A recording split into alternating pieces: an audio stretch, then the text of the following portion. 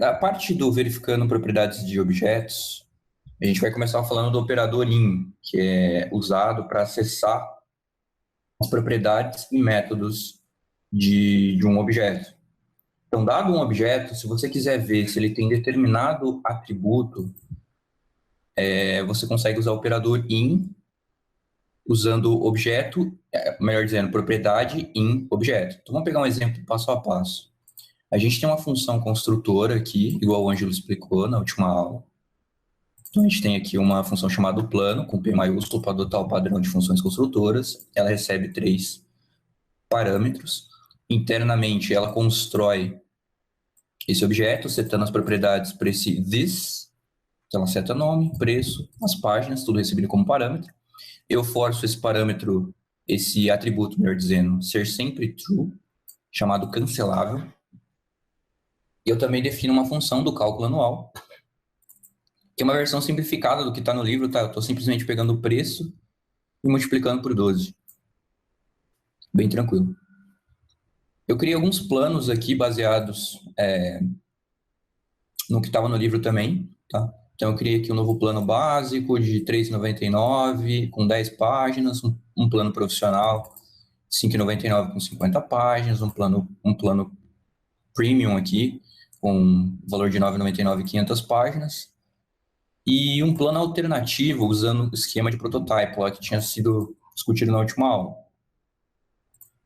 Então peguei um object.create, passando o plano premium. Então ele clonou esse objeto, todas as propriedades que pertencem a ele. Então nesse caso eu já teria um premium 999 e 500 nesse plano alternativo. Além disso, eu fui lá e adicionei os benefícios. Então essa propriedade aqui só existe nesse plano alternativo. E depois você tem o nome desse plano para ser um plano alternativo. E aqui eu venho e imprimo o que esse plano contém. Então, só para a gente ter certeza que está tudo como planejado. Então, tranquilo, vamos rodar esse negócio de novo. Tá. Então, a gente tem um plano alternativo, a gente tem um plano prêmio, profissional e básico. Vamos alternar essa variável aqui, plano, por seu plano alternativo. Veja lá, ela tem a propriedade de nome, páginas e preço, que todos os planos têm. Tá? Ela herdou essas 3 propriedades do prêmio, só que eu fui lá e setei o nome para alternativo, então ela sobrescreveu o valor dessa propriedade. Esse cancelável já é uma propriedade padrão que a gente cria nessa função construtora, tá tranquilo também. O cálculo anual também é uma propriedade, né? No caso é um método desse objeto criado via essa função construtora. E agora a gente tem esse benefícios aqui, médico-dentista, que foi adicionado, então é uma propriedade específica que ela só existe nesse objeto plano alternativo.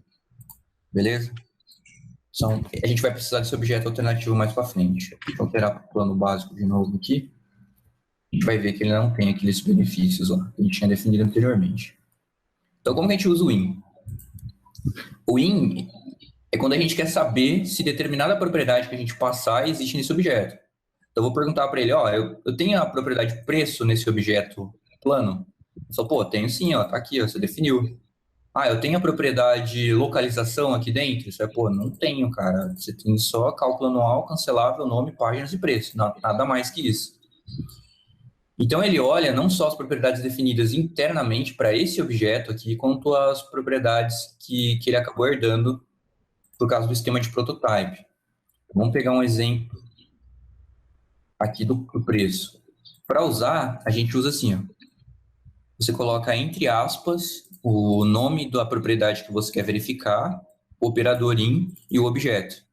Então aqui eu estou verificando se a propriedade preço existe nesse objeto plano. Esse objeto plano nosso aqui é esse objeto plano básico. Esse cara aqui. Então a resposta esperada é que true. O plano realmente tem um preço. Tranquilo? Um for aí. Que nem se fosse um for, né?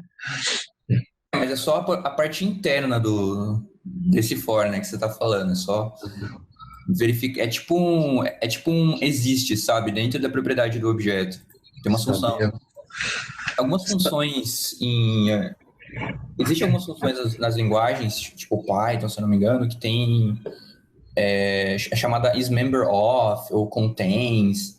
Seria parecido com isso, só que aplicado para objetos, não para arrays ou Dá pra coleções de fazer, modo acho que com geral. Object-Key também, né? Oi? Dá pra fazer com Object-Key para procurar a chave também. Também. Exatamente, dá para você acessar o plano aqui e passar preço entre aspas. Vou até fazer isso aqui, se a gente tem acesso ao plano. A gente passar aqui o preço. Aí beleza, ele tem o preço. Aí se eu passar preço 2, que não existe, ele retorna define. Você pode se basear nisso também. Ah, sim, com notação de ponto também, dá pra fazer de todo jeito. Né? Também, que tem aquela dificuldade que você tinha falado lá, né? Se for um objeto com um nome meio bizarro, se fosse preço 2, assim, por exemplo, aí já não ia dar para fazer acesso desse jeito aqui, ia dar erro de sintaxe. Aqui, por exemplo, ele está tentando fazer plano.preço subtraindo o valor 2. Se fosse preço alto is not defined, porque ele está achando que está fazendo uma subtração aqui. No caso, a gente segue aquele conselho lá que o Ângelo passou na última aula. Então, mais para um if, então. Ele verifica se existe ou não, então. Sim. Eu não lembro se tem a propriedade get, cara. Algumas funções, algumas linguagens têm. Deixa eu ver se JavaScript tem. Não tem. Mas deve ter alguma outra função parecida também. Ou um método key também, não dá? Dependendo. Ele chama exatamente isso, Ângelo? Key? Ele chama, cara. Testar. Só que eu não sei. Peraí, você me pergunta. Esse é um hash key, alguma coisa assim, né? Deve ter. Get key, um get value by key, alguma coisa assim. Não. Entendi. Mas ele vai retornar, acho que todos os nomes das propriedades desse objeto. Aí você consegue iterar por elas. Você tem que fazer uma filtrar, alguma coisa depois. Né? Entendi. Não, mas tranquilo. A gente pode acessar isso depois. Deixa eu ver aqui rapidão. Object keys. Script. Exemplo aqui, eu coloco aqui no. Achou aí? Entendi. Eu ia pôr no bate-papo um exemplo ali só para você ver. Mas é isso mesmo, cara. Object.keys e você acessa você passa o objeto para ela. Todas as chaves, né? Daí você pode fazer, sei lá, uma filtragem aí depois, né? Sei lá. Sim. Tem get on property, get prototype. Aí só dá uma navegada aqui depois pela documentação. Bem observado. Então, voltando aqui. Fazer a mesma coisa, mas sei lá, às vezes uma facilita mais que a outra. Às vezes você precisa de todos, né? Todas as chaves para iterar no objeto. Eu precisei usar isso aqui recentemente. Às vezes. Eu estava fazendo um clone do Redux, usando o vídeo lá do Dan Abramov, se não me engano, que foi o criador. Aí você tem que usar essas funções aqui para manipulação de objetos internos, para controlar o estado. Bem interessante. Então, voltando para o caso, usando o operador in ainda, se a gente pegar ele para um objeto que não existe, para uma propriedade que não existe, melhor dizendo, retorna falso, tá? Como é esperado. Então aqui eu verifiquei se a localização existe nesse objeto plano. É interessante dizer que esse cara precisa estar entre aspas, porque caso contrário ele vai tentar acessar esse cara como se fosse uma variável, né? E não é o objetivo. A gente quer que ele acesse realmente como se fosse uma string para verificar se esse objeto contém essa chave internamente, chamada localização. Então, independente se o nome é simples ou se ele for composto, você tem que colocar entre aspas.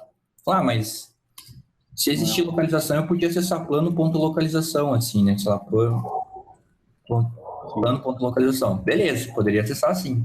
Para usar o operador in, ele tem que obrigatoriamente estar entre aspas. Senão ele encarar como uma variável. Acho que ele faz uma espécie de uma interpolação, sei lá porque isso aí não é uma variável. Eu acho que... Aí é uma variável, né? Esse cara aqui seria uma variável. Esse daqui, internamente, eu acho que é tipo um argumento para uma função lá. Deve ser um syntactic sugar. Ele deve verificar para uma função dos objetos, no objeto se existe localização aqui. É. Mas é como se o cara estivesse chamando uma função dentro de plano, sei lá, plano.hasKey e passando localização como parâmetro. Aí, um argumento, você tem que passar como string mesmo.